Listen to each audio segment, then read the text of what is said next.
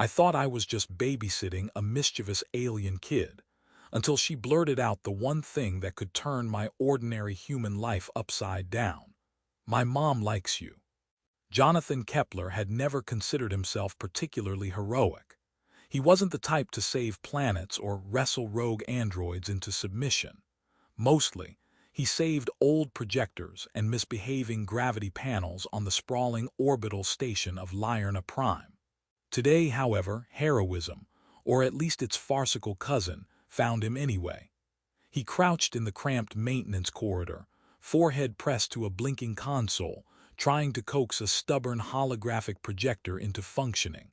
Sparks popped like tiny fireworks, and the machine beeped an urgent rhythm, almost as if it were scolding him for his lack of finesse. "Okay, okay," he muttered, giving the projector a gentle nudge. "You're not mad, right? Please don't explode. I had plans tonight, plans involving a sofa and zero judgment." Before the projector could reply with the sarcastic buzz of an overloaded capacitor, a blur zipped past him, small enough to ride a low-gravity current, and knocked his toolkit into the middle of the corridor. Tools floated in slow arcs, wrenches pirouetting, bolts spinning like metallic dancers. "Lyri!" Jonathan exclaimed, lunging to catch them before they ricocheted into a wall and started a chain reaction of minor destruction. The culprit, Lyri, was all giggles and sharp-angled mischief. Her ivory skin seemed to shimmer in the fluorescent light, her long, pointed ears twitching with glee. "Oops," she said, hovering midair like she had invented zero gravity on purpose. "You should see your face. It's so human." Jonathan gave her a look that was somewhere between exasperation and awe. "Yes, I am very human," he said, catching a wrench with one hand and giving a reluctant thumbs-up with the other. "And humans are apparently extremely vulnerable to floating tools." Lyri rolled her eyes, as if that were the oldest joke in the galaxy, and zipped around him again, scattering stray nuts and bolts like confetti. By the time he managed to gather half the tools, Lyri had launched into a chattering monologue about her day at the station's central learning hub, describing alien mathematics with gestures so dramatic it looked like she was conducting an orchestra of floating numbers. Jonathan followed as best he could, ducking under a low-hanging cable that seemed intent on tangling him into a knot. "So," she said suddenly, eyes wide and earnest, "my mom likes you." The words hit Jonathan like a meteor strike. For a full, horrifying second, he forgot how to breathe, how to blink, how to be an adult in any meaningful way. What did you just say?" He managed to squeak as a wrench gently bounced off his shoulder. Lyri looked at him, puzzled. "I said my mom likes you." She waved a hand in explanation, completely oblivious to the cosmic consequences of her declaration. "Didn't I just say it? It's not a problem." Jonathan, meanwhile, was fairly certain the problem now spanned several light years. "Okay, okay," he muttered, crouching behind a panel and pretending to calibrate something important. How does one respond to that without either fainting or accidentally saying something about quantum entanglement?" Lyri giggled, floating near his shoulder, her sharp ears flicking as if she were listening for the answers in the walls themselves. The rest of the maintenance corridor carried on in its usual chaos.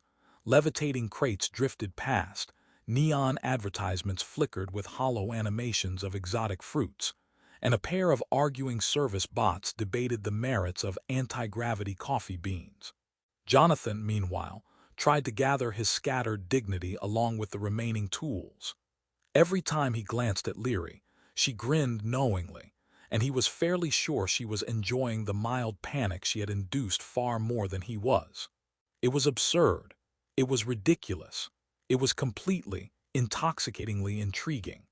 Somewhere in that moment, beneath the floating wrenches and scattered screws, Jonathan realized that whatever this accidental revelation meant, life on Lyri Prime was about to become far less ordinary.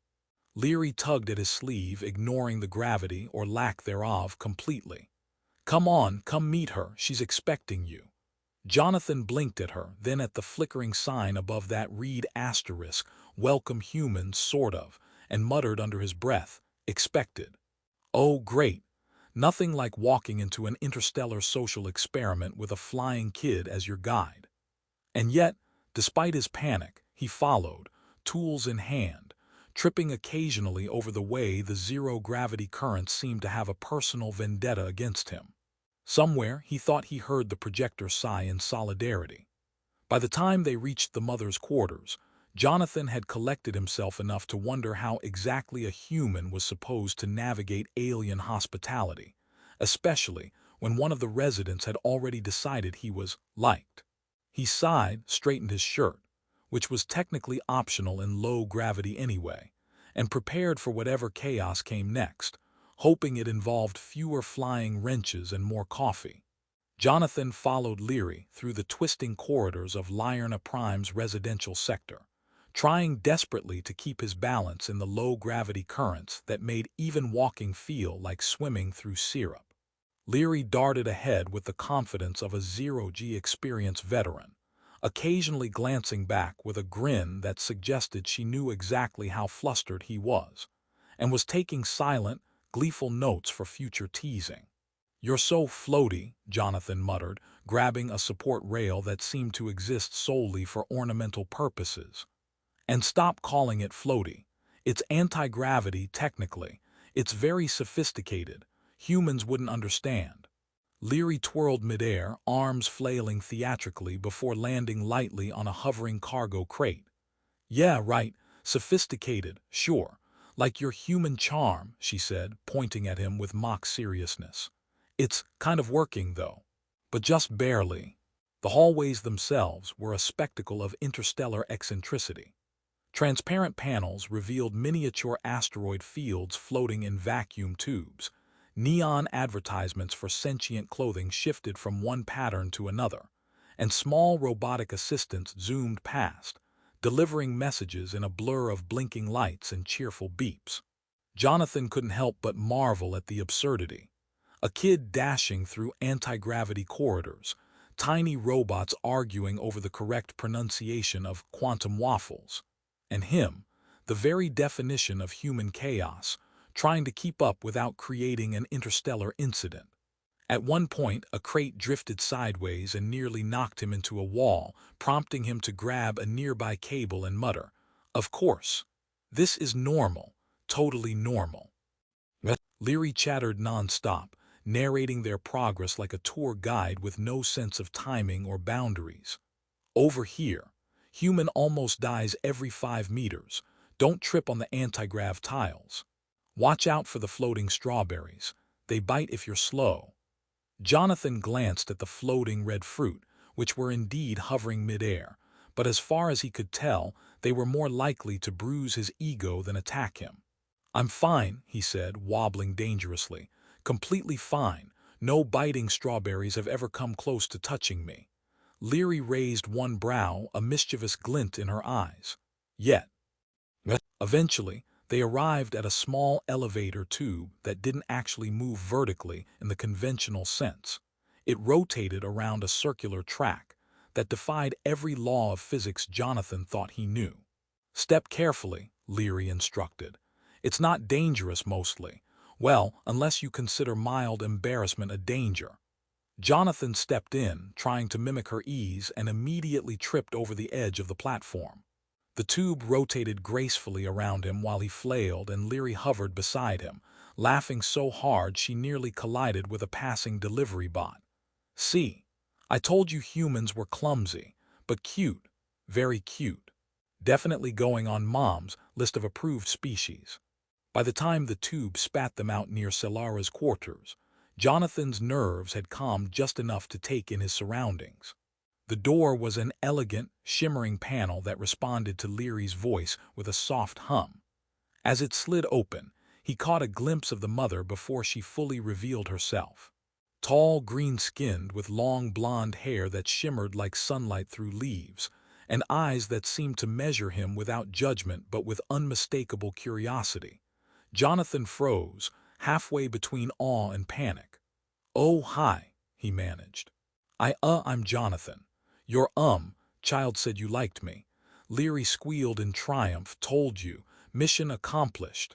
Jonathan winced, realizing he had indeed become the accidental hero of his own awkward intergalactic comedy.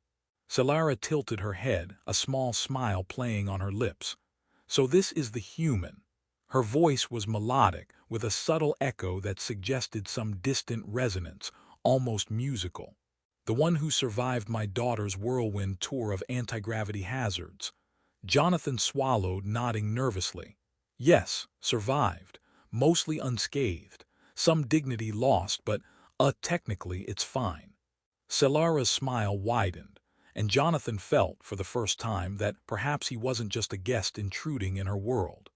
He was an invited, if somewhat clumsy, participant in something entirely new and thrilling. Lyri darted between them, narrating the human-esque bravery, with exaggerated gestures and sound effects that made Jonathan wince and laugh simultaneously. The room itself was a marvel. Furniture suspended in soft anti-gravity bubbles, windows showing the swirling cosmos outside, and subtle holographic projections painting constellations that seemed to shift in response to Selara's gaze. Jonathan realized that surviving Lyri Prime wasn't just about balance or brains. It was about learning to navigate humor, unpredictability, and the charm of beings who defied every expectation he'd ever had about life, or aliens, or himself. As Salara extended a hand in greeting, Jonathan could only grin, hoping that whatever came next would involve less flailing, fewer floating bolts, and maybe, just maybe, a little more understanding of this strange, vibrant world. Lyri, of course, had other plans. "Come on, Mom, tell him about the jellyfish garden."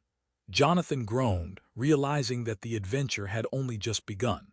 Jonathan stepped cautiously into the softly lit expanse of Selara's quarters, trying not to look like a human who had spent the last hour almost tripping over anti-gravity currents and floating crates. The room itself was a marvel of interstellar design. Furniture hovered in softly glowing fields, holographic panels shimmered with real-time star maps, and a small gravity bubble in the corner contained what looked like a miniature jellyfish garden, pulsating gently in neon blue and violet. Jonathan's first instinct was to reach for a chair, which promptly drifted past him like a reluctant comet, forcing him to perform an awkward three-point landing on the floor. Lyri squealed, clapping her hands. "Yes, human comedy. Keep it up." Salara was standing by a large observation window, her green skin almost luminous under the soft ambient light, long blonde hair catching every stray gleam, and eyes that balanced curiosity and amusement in equal measure. She regarded Jonathan as though he were a strange, entertaining puzzle that might, or might not, explode at any moment. "I hear you've been thoroughly briefed," she said, her voice calm but laced with a subtle warmth, "by my daughter." Jonathan swallowed, adjusting his jacket that had already lost half its dignity in the corridors. "Briefed, yes, and slightly terrified," he admitted, gesturing vaguely at the hovering furniture. "But I think I can handle it. Mostly." Lyri floated nearby, bouncing on an anti-gravity cushion, nodding vigorously as though to validate every word he said. Salara tilted her head, a playful glimmer in her eyes. "I'm glad you survived the guided tour," she said. "Not everyone does, especially humans.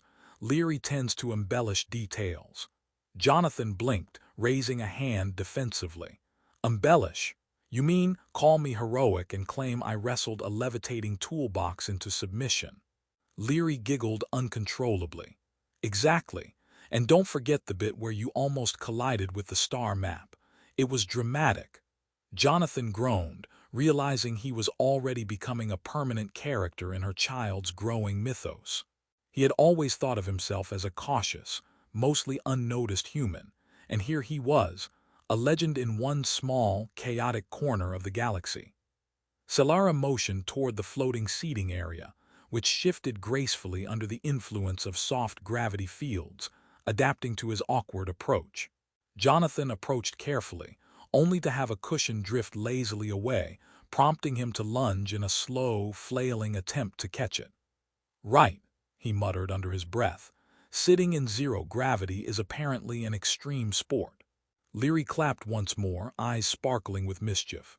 Yes, and he's still alive. That counts for extra points. Selara laughed, a gentle sound that reminded him of wind chimes in soft rain. Your survival instinct is commendable, she said. And your humor.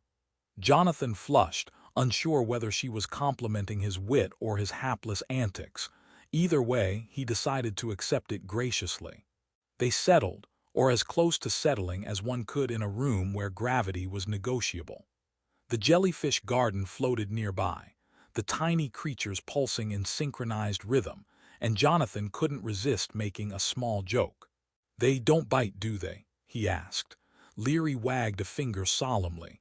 Only if you try to steal their glow. Jonathan held his hands up in mock surrender, earning another bout of quiet laughter from Salara. The moment was oddly comforting. He realized that while he might have expected this alien woman to be intimidating or distant, she had a warmth that invited humor, mistakes, and curiosity alike. Selara leaned forward, resting an elbow on the hovering armrest. "So human," she said, her voice gentle but probing. "What do you know about Lyri Prime? About our customs?" Jonathan blinked. "I know that anti-gravity furniture can be hazardous to humans, that floating strawberries are terrifying, and that children of your species have a sense of humor sharper than any security protocol I've encountered." Salara's amused smile widened. "That's surprisingly accurate." For the next hour, conversation flowed like a gentle current, mixing questions about human life, subtle cultural misunderstandings, and shared laughter. Jonathan discovered that Salara's curiosity about Earth was genuine, but tinged with playful teasing. Lyri added running commentary, turning small observations into dramatic episodes. At one point, Jonathan accidentally knocked a floating tray of nutrient pods into a slow spiral around the room, and Selara merely laughed, reaching out with a delicate hand to stabilize the orbit with a small wave of energy. "See," she said, "even chaos can have a pattern, you just need the right perspective." Jonathan grinned, realizing that surviving, and perhaps thriving, here would require equal parts humor, caution, and openness. The initial panic of Lyri's revelation had faded into an odd sense of anticipation. He had stumbled into an alien world full of unpredictable physics, mischievous children, and a woman who was simultaneously commanding, warm, and capable of reading him in ways he didn't yet understand. And somehow, despite everything, he found himself wanting to explore every bit of it. By the time Lyri suggested they explore the observation balcony, Jonathan felt a strange blend of excitement and trepidation. The stars beyond the window swirled in impossible colors, and the faint hum of the station's core vibrated through the floor. Jonathan adjusted his jacket once more and muttered, "All right, let's see how much trouble we can get into without exploding the station." Lyri cheered, Salara smiled, and Jonathan realized that whatever came next, it would be a combination of wonder, comedy, and interstellar chaos he hadn't signed up for, but now couldn't imagine avoiding. Jonathan had barely caught his breath from the observation balcony when Lyri tugged at his sleeve again, her eyes sparkling with a mixture of triumph and mischief. "Come on, it's time to help Mom with the antimatter garden." Jonathan froze. Antimatter garden. He had assumed the previous disasters, floating wrenches, levitating cushions, and almost violent strawberries, were peak chaos. Antimatter, he thought nervously, sounded like something that could implode the entire station if he sneezed. Lyri, interpreting his hesitation as a challenge, gave him a pointed look. "Don't worry, human, mostly harmless, mostly." The corridor leading to the garden was lined with suspended tubes, each containing shimmering, translucent plants that pulsed with a faint, otherworldly glow. Jonathan's first step in caused a low hum as the gravity fields adjusted to his weight, or lack thereof. He stumbled slightly, catching a rail just as a pod containing a miniature antimatter blossom floated past like a slow-motion meteor. "Right," he muttered. "Nothing terrifying about this at all." Just a casual stroll through a glowing minefield of potential annihilation. Lyri giggled and zipped ahead, sprinkling what appeared to be luminous fertilizer into the air. Jonathan flinched each time a sparkling particle brushed past him, half expecting a loud asterisk kaboom asterisk. Selara followed with calm precision, her long blonde hair catching the soft neon light as she moved. She handled each plant with gentle authority, extending her hands to stabilize pods or redirect floating vines. Jonathan tried to mimic her movements, but ended up tangled in a web of softly thrashing antimatter tendrils. "Oops, maybe I'm not quite getting the hang of this," he admitted, his voice muffled by a vine brushing his face. Lyri floated beside him, rolling her eyes dramatically. "Human, you're supposed to nurture, not wrestle it." Jonathan gave a sheepish grin. "I thought wrestling was part of nurturing, bonding through physical exertion." Despite the constant near mishaps, the garden had a serene beauty that kept drawing his attention. Pods of glowing flowers hovered in complex geometries, tiny creatures, something between jellyfish and hummingbirds, drifted lazily through the air, and soft hums of energy pulsed in the background. Even the antimatter tended to hum instead of explode, though Jonathan suspected that only Salara's skill and the delicate balance of the station's containment fields prevented a catastrophe. "It's incredible," he admitted, brushing a strand of hair from his eyes. Lyri clapped. "Yes, human noticed the beauty, points awarded." Jonathan shot her a look that was somewhere between amusement and fear, wondering just how much credit she gave him for doing nothing catastrophic. Hours passed in a rhythm of careful tasks, gentle laughter, and the occasional exclamation from Jonathan when a pod drifted unexpectedly close. Salara moved around him with the elegance of someone born to command both gravity and patience, occasionally offering small corrections with a playful smile. "Try to angle your hands this way," she instructed, "so you don't destabilize the containment field. Think of it as dancing with the plants." Jonathan tried to follow her guidance, imagining himself in a cosmic ballroom, arms flailing like a drunk dancer. Lyri floated by, narrating his every misstep as if hosting a live intergalactic broadcast. "Look, human twirls left, disaster narrowly avoided, audience goes wild." Despite his frequent mishaps, Jonathan began to feel a rhythm, a subtle harmony between human awkwardness and alien grace. Each misstep was met with gentle correction rather than scolding, and humor became the bridge between fear and understanding. He realized that even in a garden of dangerous, otherworldly flora, laughter and humility could turn near disasters into small triumphs. Selara occasionally chuckled at his antics, her eyes warm, and Jonathan found himself looking for moments to impress her, even if his attempts always ended in comical failure.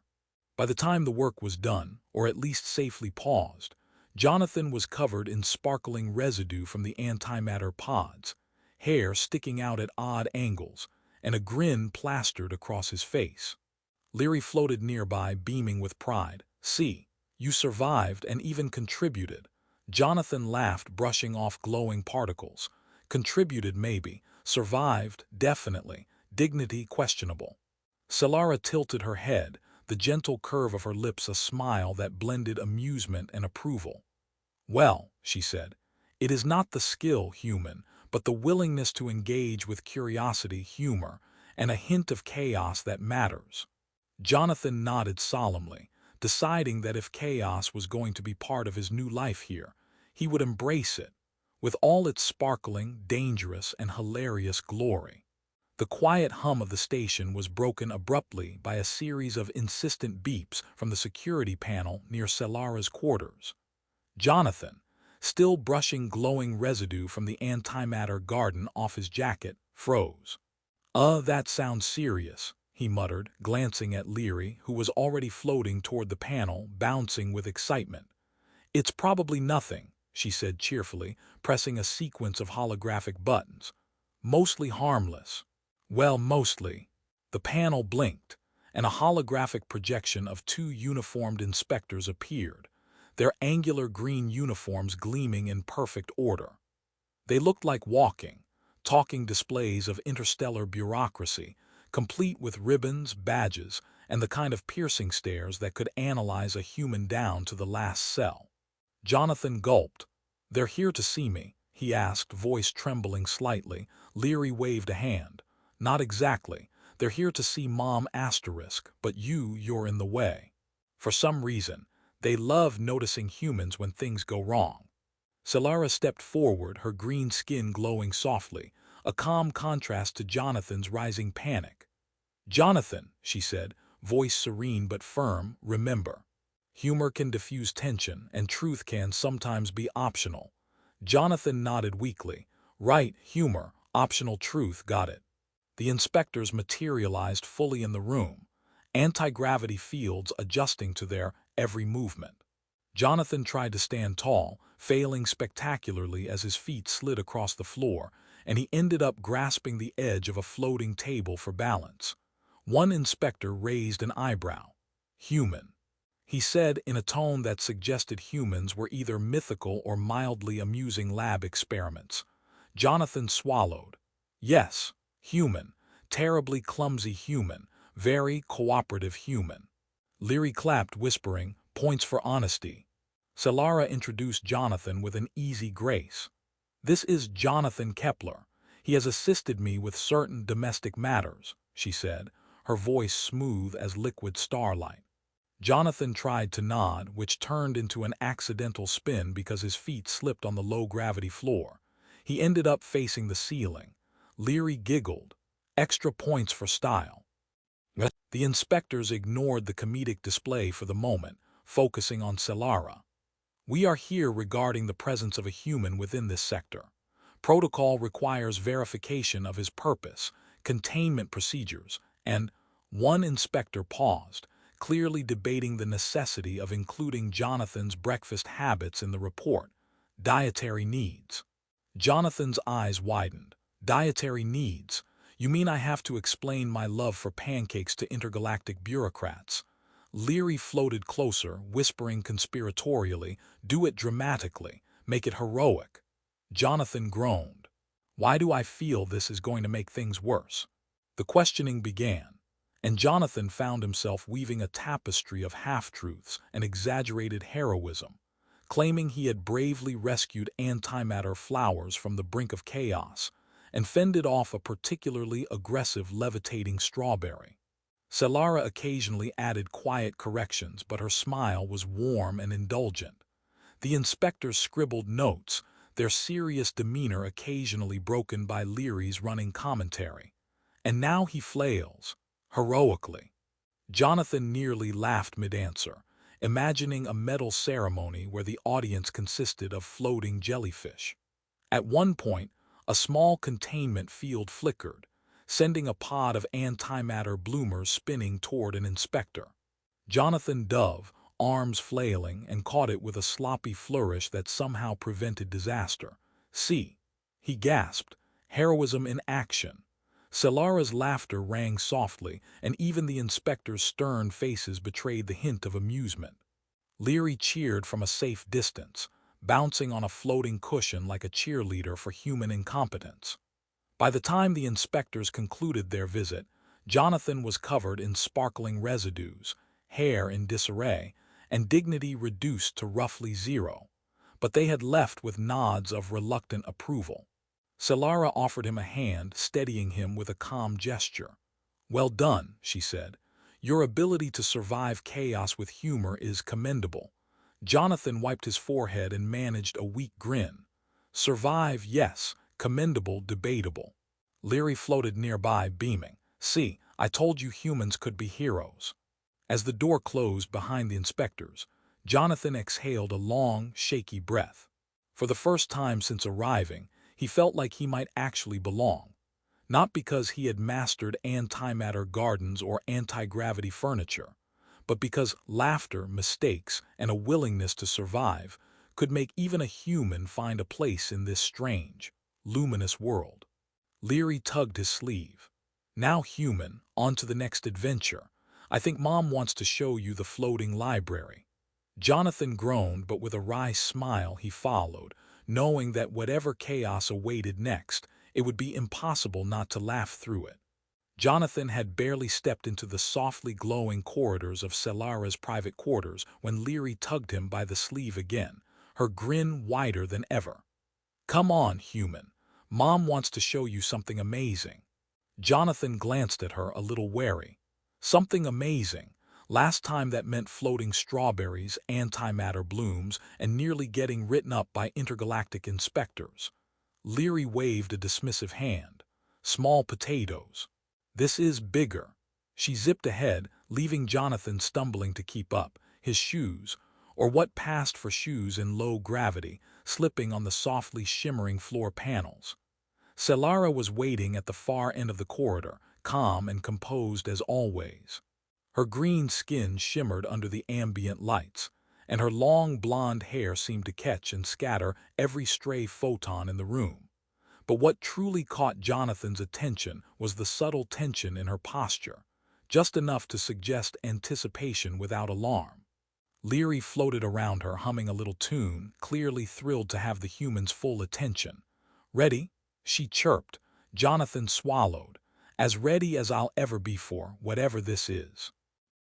They entered a circular chamber where gravity fields shifted in elegant arcs, creating the illusion that the room itself floated independently of the station. Holographic maps of distant star systems glimmered along the walls, each blinking point representing a world he might never visit.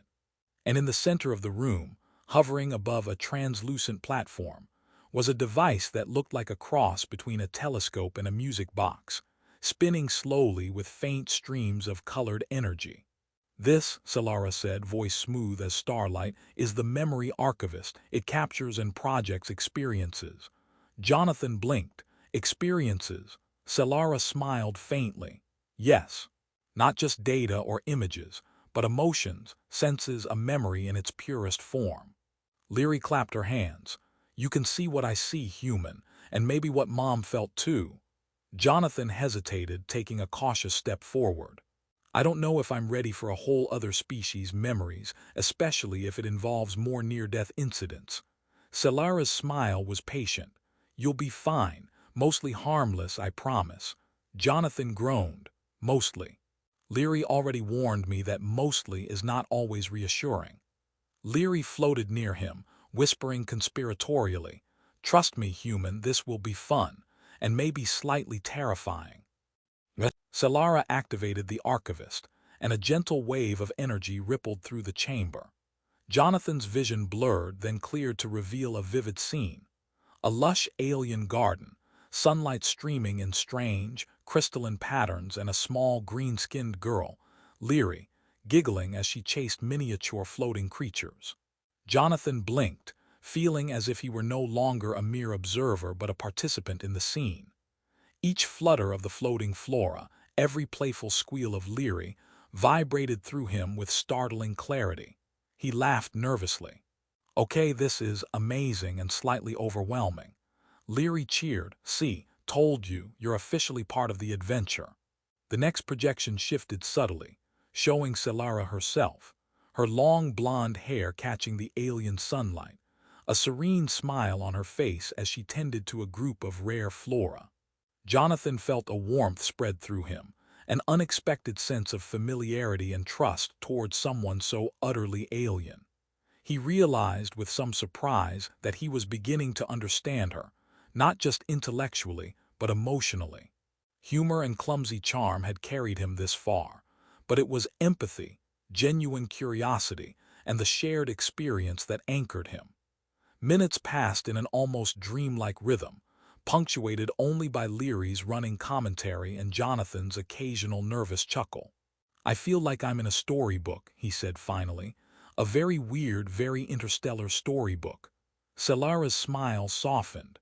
"Perhaps you are, but stories are best lived, not just read."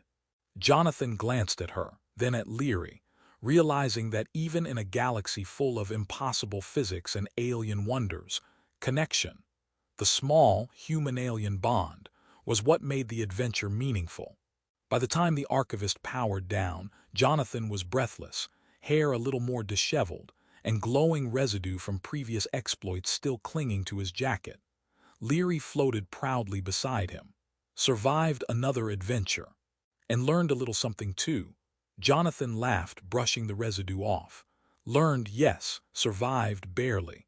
But somehow I feel different, like maybe I belong here in all this chaos and brilliance. Selara nodded quietly, her eyes reflecting the soft luminescence of the room. And that, human, is exactly why you are here. Jonathan floated slowly through the corridors of Salara's quarters, adjusting to the familiar rhythm of low gravity, the soft hum of the station now almost comforting rather than disorienting. He glanced at Lyri, who darted ahead like a comet of ivory skin and gleaming eyes, her long ears twitching with anticipation. "Come on, human. Big day today," she called, looping gracefully around a hovering holographic display. Jonathan gave a resigned groan, tugging at his jacket which had long since accumulated sparkling residues from the antimatter garden and past misadventures. "Big day, huh? And here I thought surviving inspectors and interstellar flora was the climax of my career." Lyri giggled, floating circles around him. "Oh, it's bigger. Today we finish the, well, asterisk everything." Salara appeared ahead, calm and luminous as always, her green skin catching the station's ambient lights in a soft, warm glow, blonde hair floating in subtle waves that seemed to follow the slow currents of air.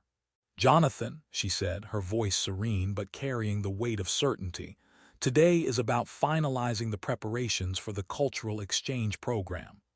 Jonathan froze, a familiar panic rising. "Preparations?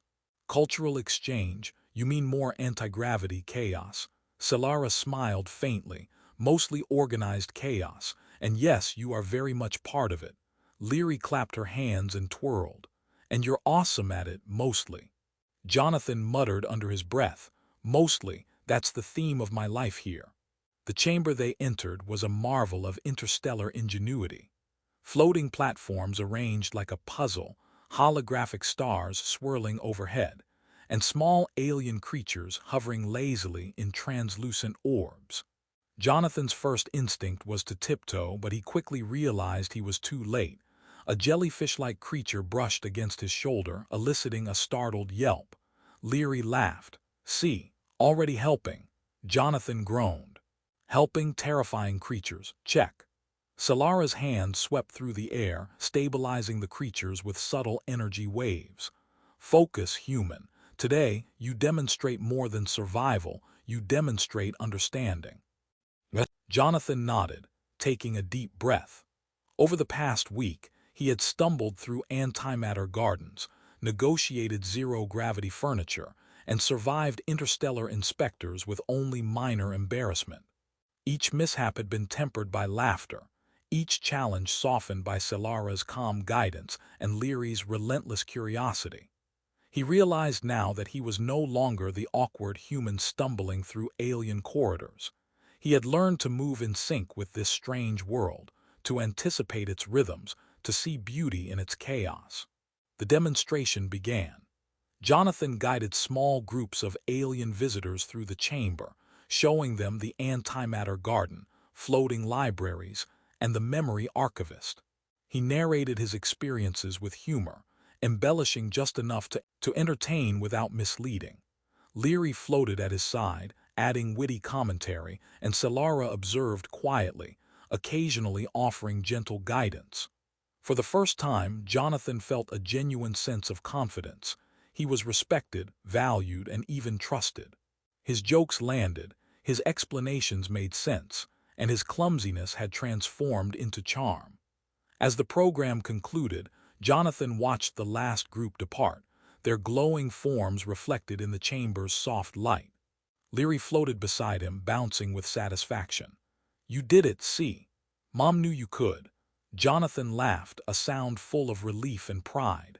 Salara approached, her green skin radiant in the gentle glow, hair drifting like sunlight through the air. "You've grown, Jonathan," she said. "Not just in skill, but in understanding, patience, and empathy. You belong here, part of this world now if you choose to be. Jonathan smiled, feeling a warmth that had nothing to do with gravity fields or floating lights. He glanced at Lyri, then at Selara, realizing that the accidental comment that had started it all, Lyri blurting that her mother liked him, had led to something far richer. Connection, trust, and a bond that transcended species, worlds, and expectations. I, I think I'd like that, he said quietly, to belong here, to be part of this family. Salara's smile deepened, and Lyri cheered, spinning in a gleeful circle. Jonathan allowed himself a rare, full laugh, the sound echoing in the chamber as though the station itself had joined in. For the first time he felt at home, awkward, clumsy, and human, yet fully accepted in a galaxy that had once seemed impossibly alien. Chaos?